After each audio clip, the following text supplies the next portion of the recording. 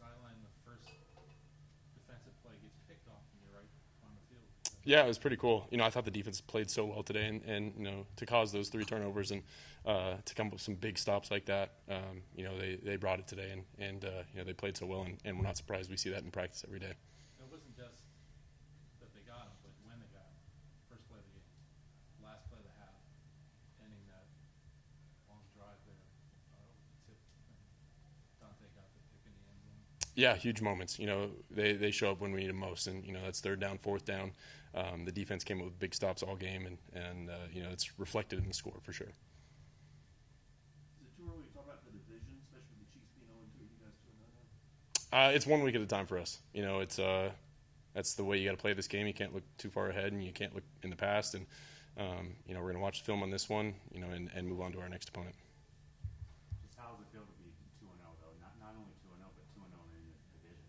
Yeah, 2 very good opponents. Obviously there are things to clean up today, but I like the direction where we're going, and as long as we're moving forward, keep getting better. I like the things that this team could do.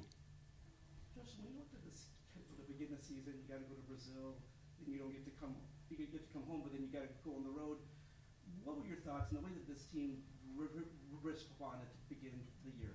Yeah, I think that's just an opportunity for us to go play football in different places, and to be the team that we want to be. We're going to have to go play in hostile environments, away from our crowd, away from our fans, and I thought our team has done a good job handling that adversity and dealing with it, and whether it's a really loud stadium or crowd, just being able to work through that for sure.